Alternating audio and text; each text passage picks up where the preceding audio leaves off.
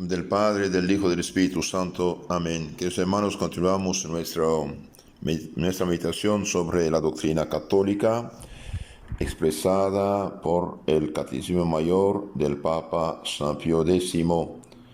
Pregunta 78 a 81.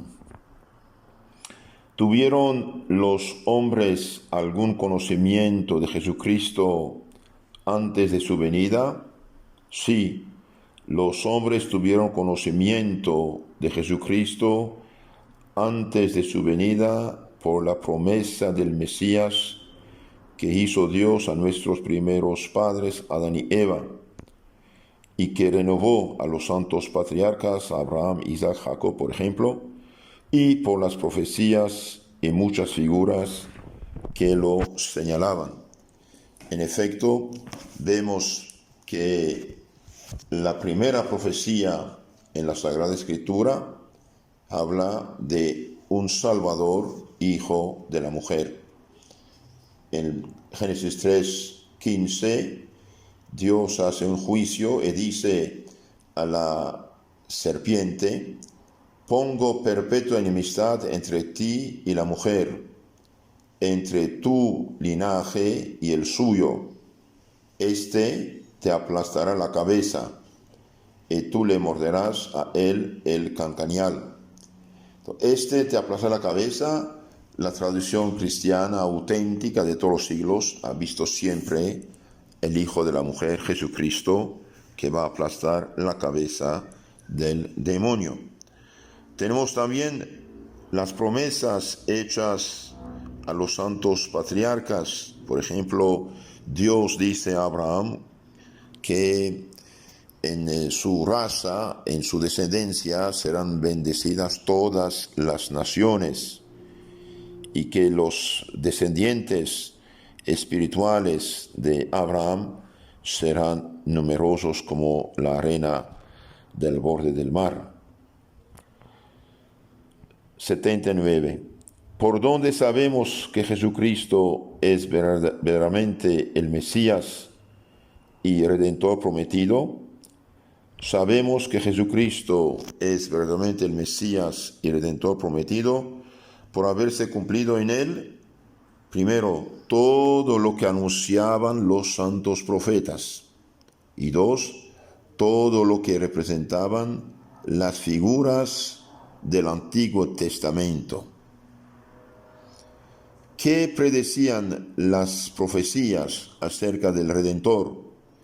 Las profecías predecían la tribu y la familia de la cual había de nacer nuestro Redentor, el lugar, el tiempo de su nacimiento, sus milagros y las más pequeñas circunstancias de su pasión y de su muerte, su resurrección y ascensión a los cielos, su reino espiritual, universal y perpetuo, que es la Santa Iglesia Católica.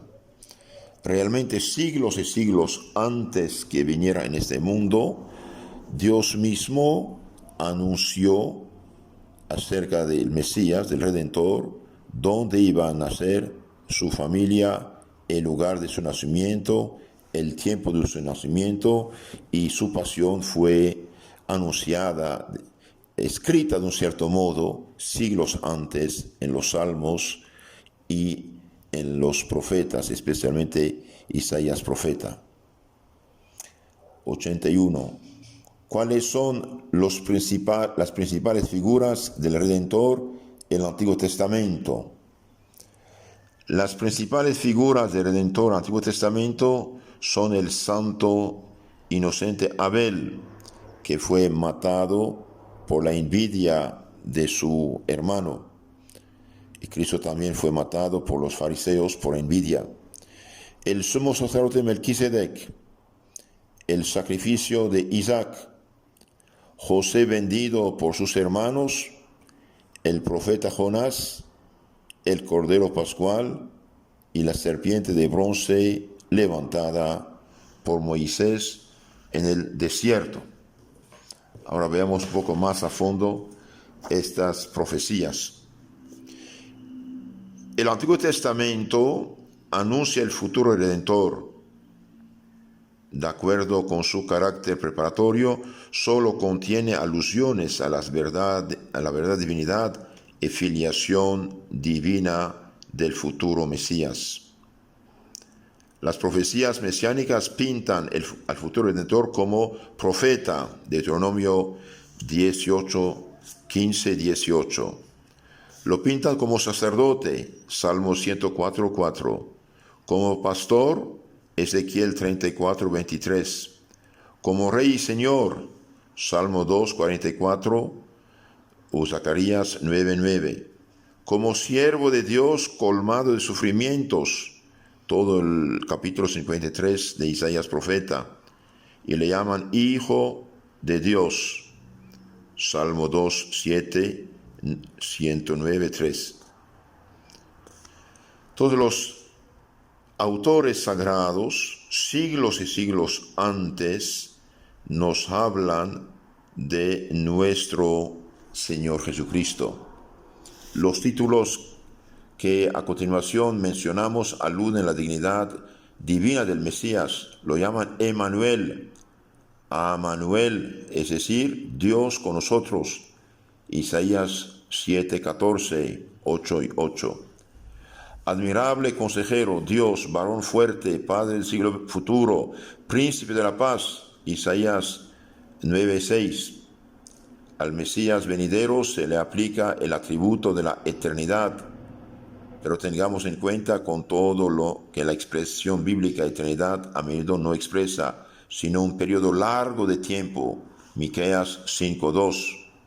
Sus orígenes serán de antiguo, de días de muy remota antigüedad. También Daniel 7:14. Las profecías, queridos hermanos, del Antiguo Testamento son sumamente importantes. ¿Por qué? Y porque cuando viniera el Mesías, la gente que conocía las Escrituras debía saber quién es el que va a cumplirlas, y por ser el Mesías el que los cumple, a él deberían seguir para diferenciarlo de los futuros falsos Mesías que se presentaron muchas veces en el pueblo. Por ejemplo, sabemos que Él es el Salvador prometido desde el paraíso terrenal, el enviado divino esperado por los patriarcas, Abraham, Isaac, Jacob, es el nuevo legislador anunciado por Moisés, es el Emmanuel predicho por los profetas, es el Redentor deseado de las naciones.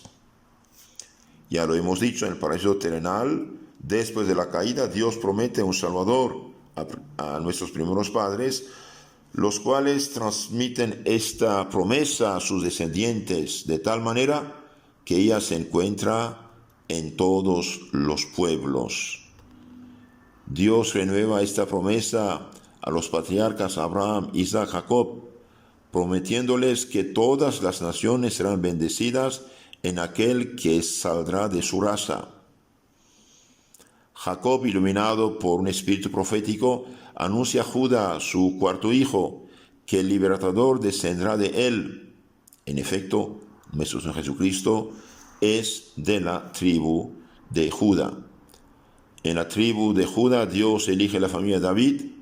Él dice a este rey: yo pondré sobre tu trono a un hijo que saldrá de ti, pero cuyo reinado será eterno. Yo seré su padre y él será mi hijo. El Mesías, pues, debía ser a la vez hijo de David e hijo de Dios.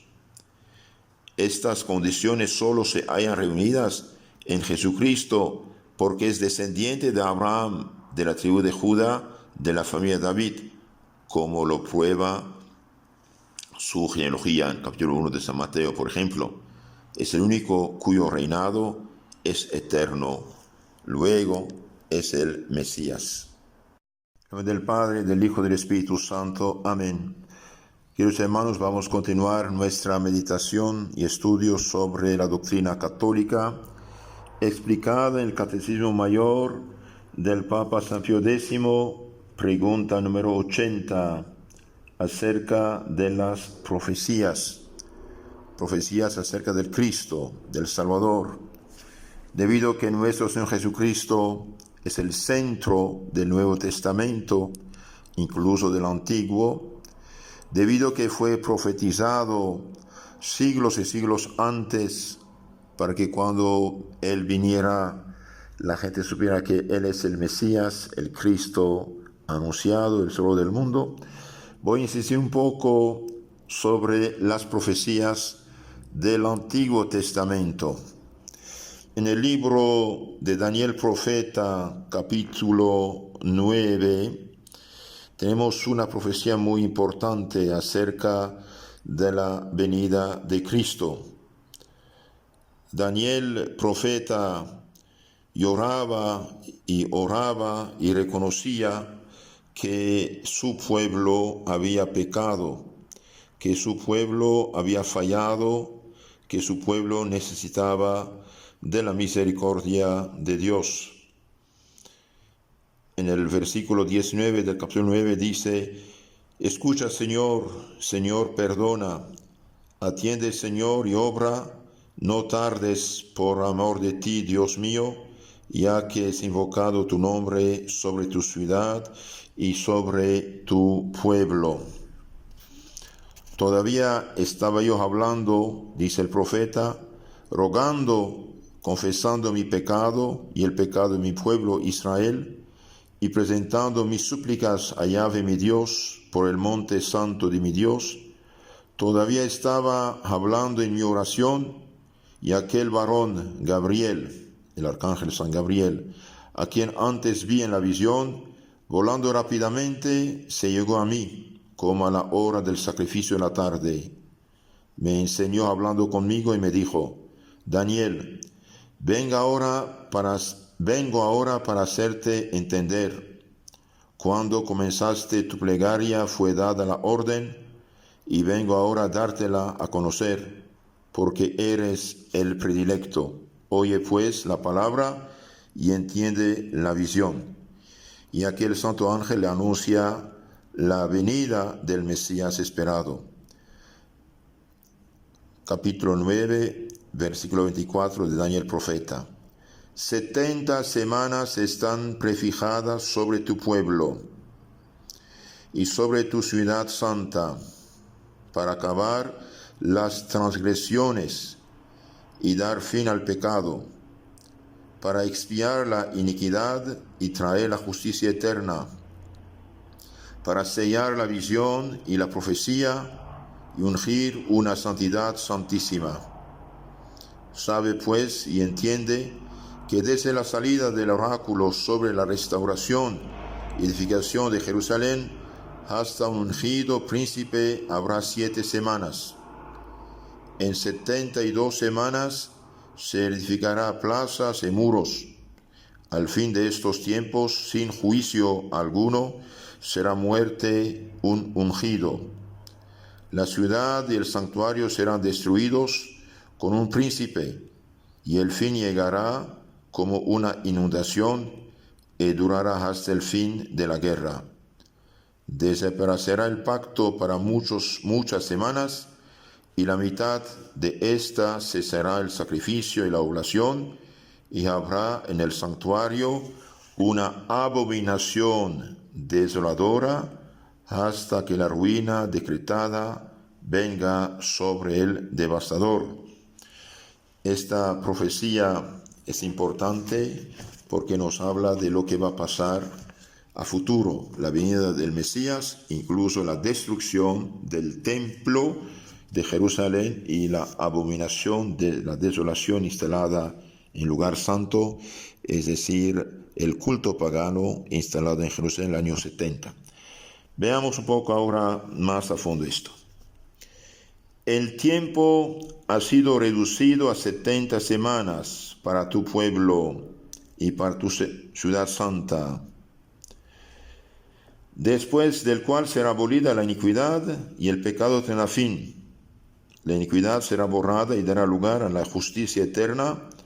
Las visiones y las profecías tendrán su cumplimiento, y el Santo de los Santos recibirá la unción.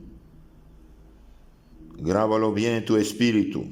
Desde la orden que se dará para edificar a Jerusalén hasta el Cristo, jefe del pueblo, habrá 7 semanas y 72 semanas.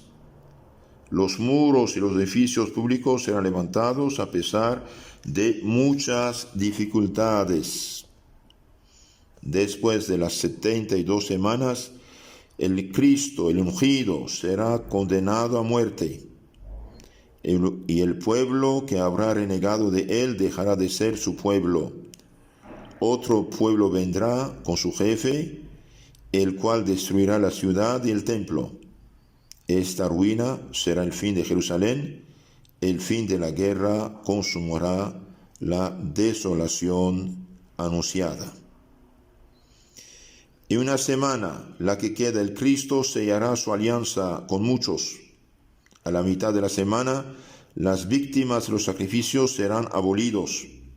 La abominación de la desolación reinará en el templo y la desolación no tendrá fin.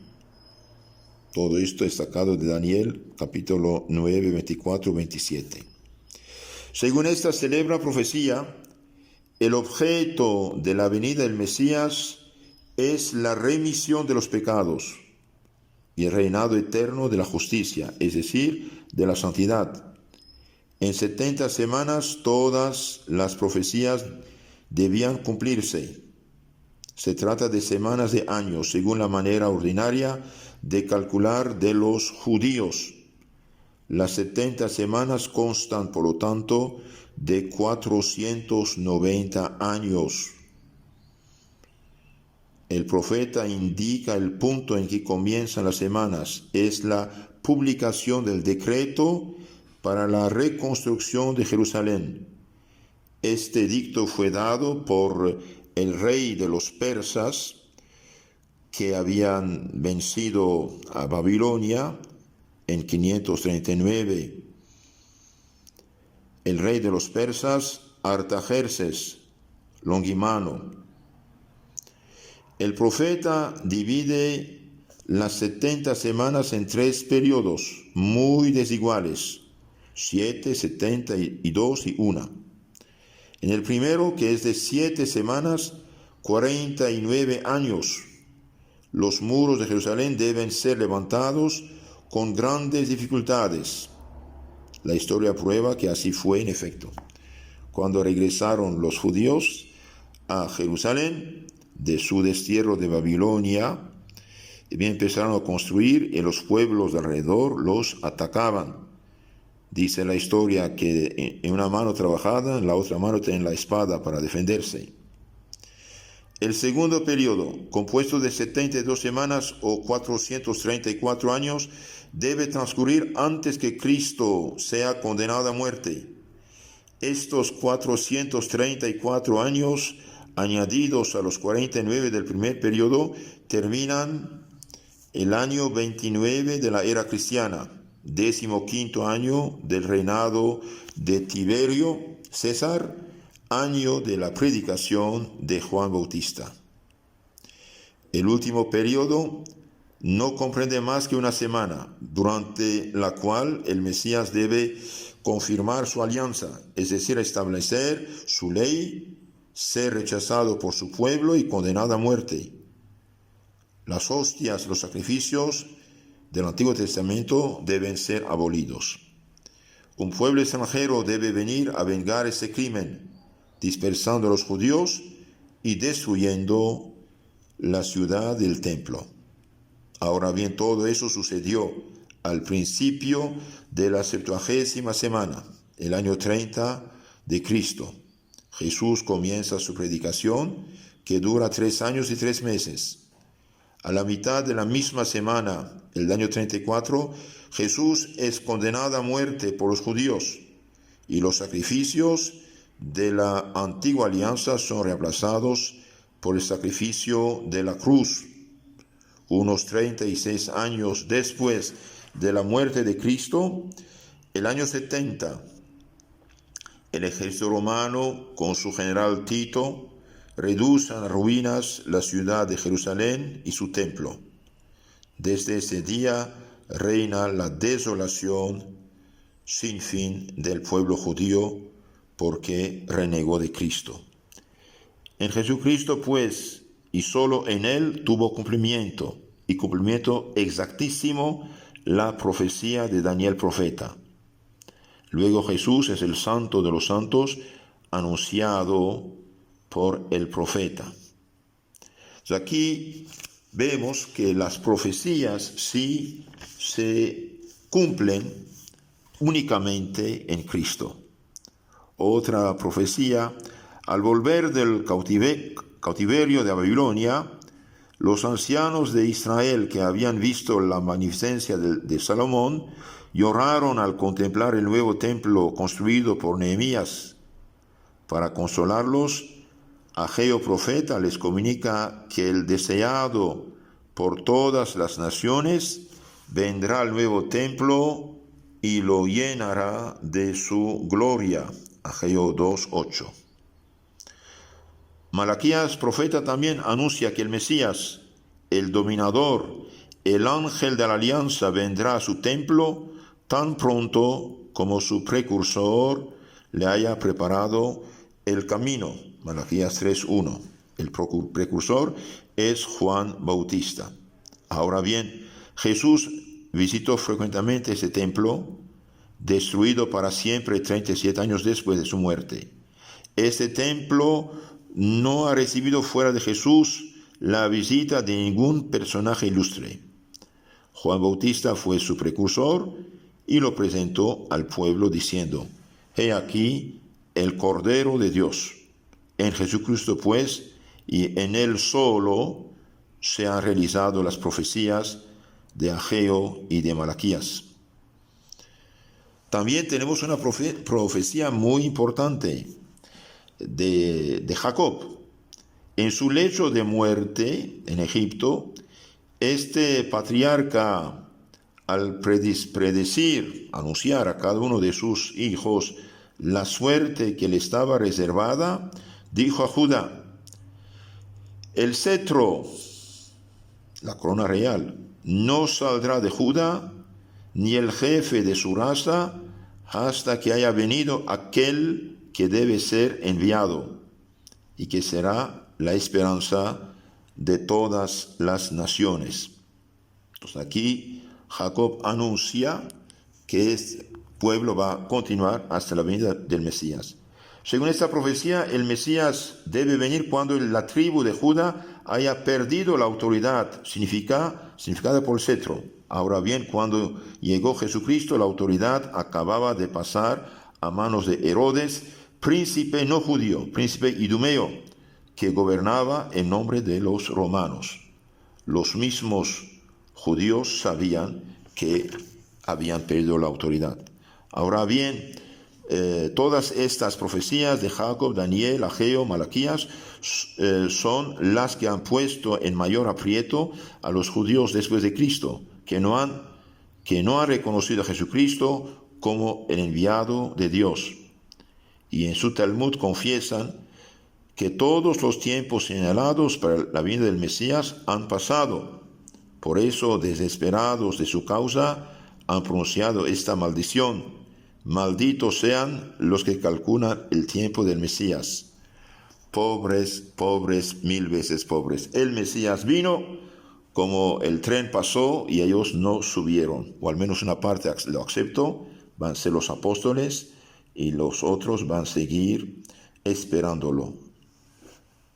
Nuestra meditación sobre la doctrina católica, enseñada, explicada por el Papa San Pío X en su Catecismo, pregunta 80. Continuamos acerca de las profecías. Ahora, unas profecías acerca de la vida del Mesías, su nacimiento.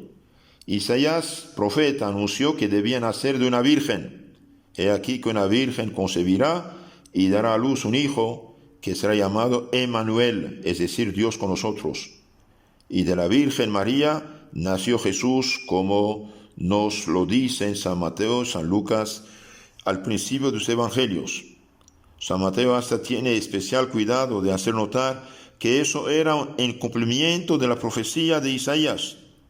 Esto indudablemente es un milagro, pero como dijo Gabriel a María, para Dios no hay cosa imposible. Para Dios todo es posible. Mateo 1:22. Miqueas anuncia que el Mesías nacerá en Belén, y esta predicción es tan conocida del pueblo judío que los doctores de la ley, preguntados por Herodes, designan a los magos a la ciudad de Belén como lugar de su nacimiento. Y en Belén precisamente nació Jesús. También Balaam había dicho: una estrella saldrá de Jacob, un renuevo se levantará de Israel. En libro de los Números 24:17.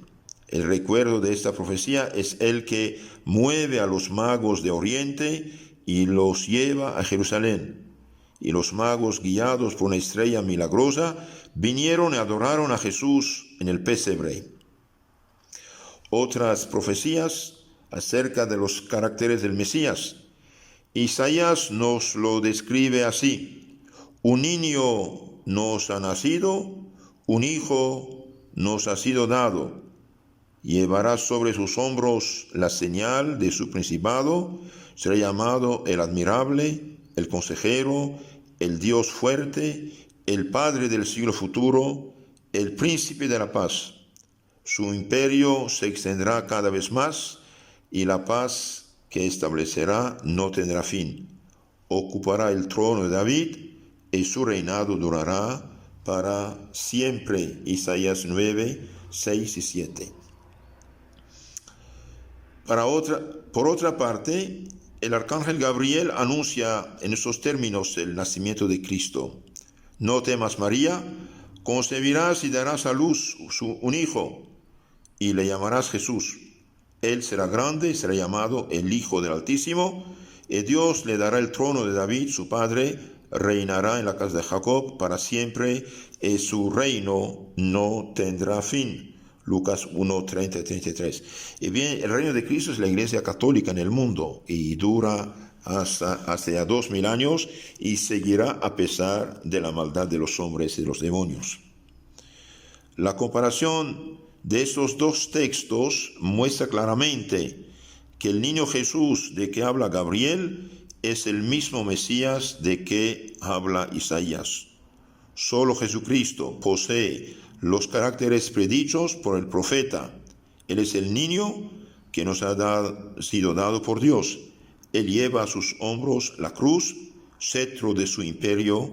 Él es el admirable en su nacimiento y en su vida, Dios fuerte en sus milagros, el consejero lleno de sabiduría en su doctrina, el Padre del siglo futuro por la vida sobrenatural que nos da, príncipe de la paz que trae al mundo a su reinado en la iglesia, durará siempre.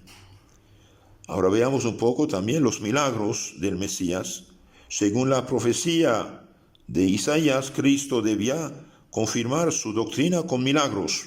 Dios mismo vendrá y os salvará.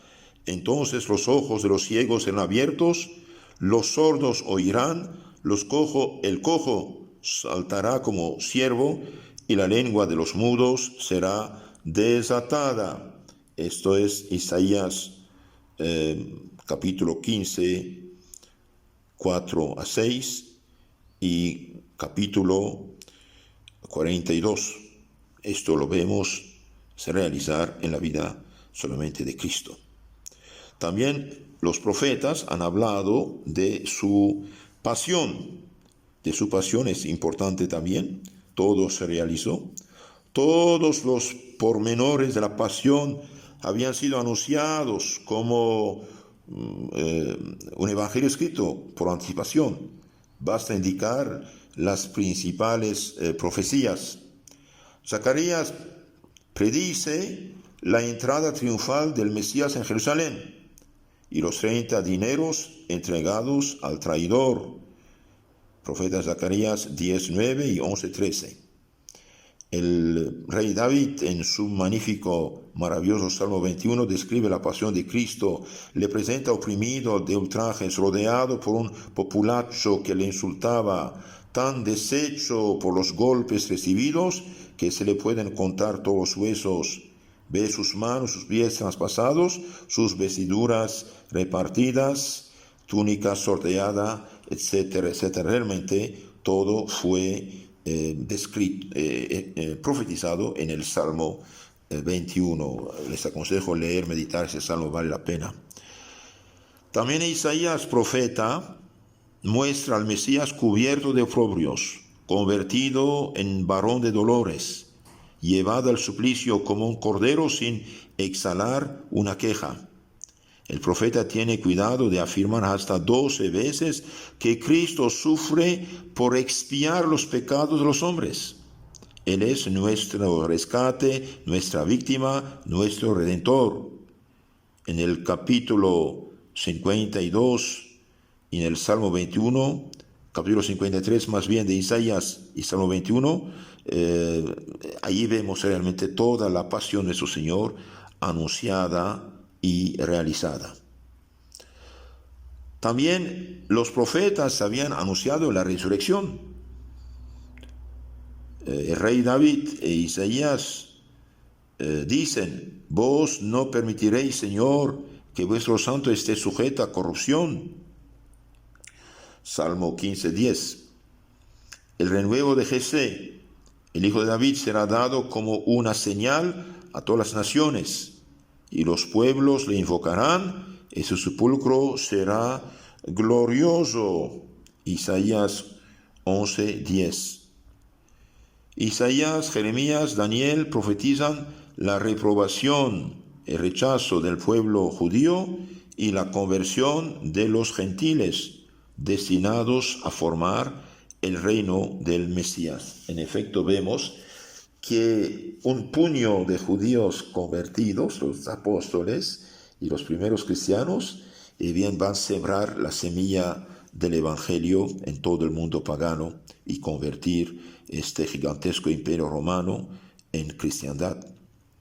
Que, hermanos, todos estos oráculos, profecías eran conservadas, explicadas y enseñadas por los antiguos doctores de la sinagoga como indicadores de los caracteres del futuro Mesías.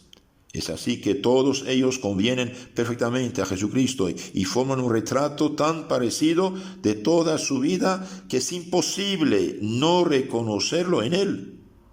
Como conclusión, podemos decir que Jesucristo es el verdadero Mesías descrito, anunciado, pintado por los profetas.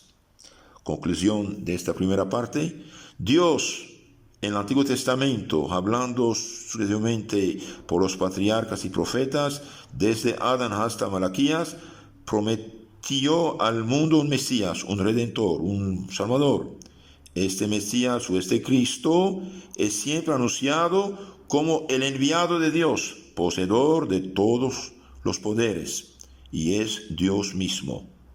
Es así que todo lo que acabamos de decir prueba que este Mesías prometido no puede ser otro sino que Jesucristo, porque en Jesucristo y solo en Él se han realizado las notas distintivas del Mesías esperado por Israel. Luego Jesucristo es realmente el Mesías y por consiguiente el enviado de Dios, investido de todos los poderes de Dios y al mismo tiempo es Dios encarnado. Por todo y por esto, todos los padres de la iglesia, los doctores de la iglesia han presentado la realización de las profecías en Jesucristo como una prueba decisiva de su misión divina. Después de haber recordado las principales profecías que San Justino citaba al judío Trifón, Monseñor Freppel termina de esta manera. San Justino era filósofo bautizado, cristiano, apologista, y tiene un libro que se llama Diálogo con Trifón, un judío. Entonces, analizando este libro, Monseñor Freppel, un monseñor, profesor de Francia del final del siglo XIX, indudablemente dice esto: Contra los judíos esta argumentación es aplastante y no es menos decisiva contra los racionalistas. Es imposible negarlo. Israel esperaba un Mesías, rey, pontífice, profeta. Sus libros sagrados marcaban con anticipación todos los rasgos de este libertador prometido.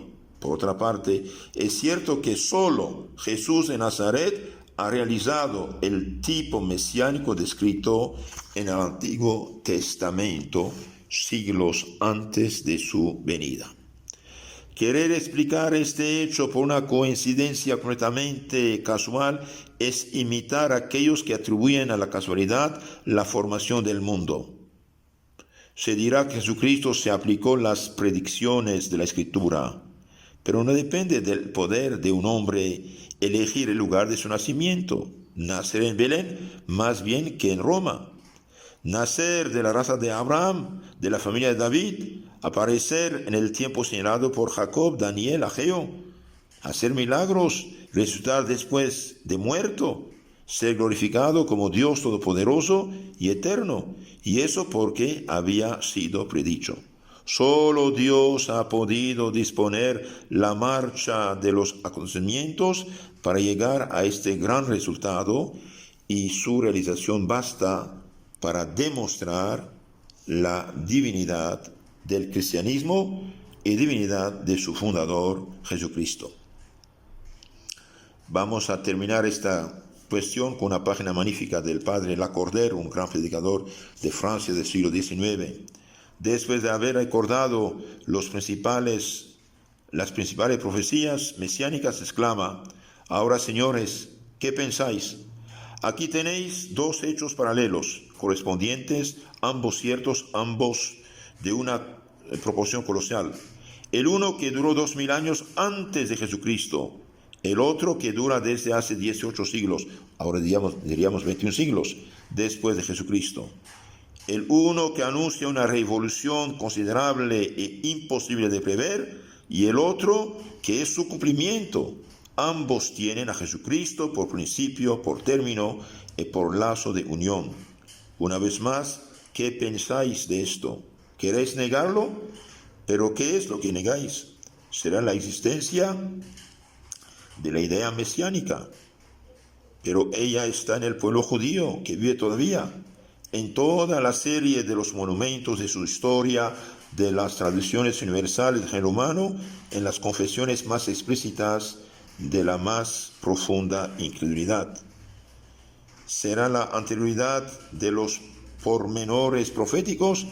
Por el pueblo judío que crucificó a Jesucristo y que tiene un interés nacional y secular en arrebatarle la prueba de su divinidad, os asegura que sus escrituras eran antes lo que son hoy, y para mayor seguridad, y bien 250 años antes de Cristo, bajo Ptolomeo Filadelfo, rey de Egipto, y por su orden, todo el Antiguo Testamento, traducido al griego, se extendió por el mundo griego, por el mundo romano y por todo el mundo civilizado.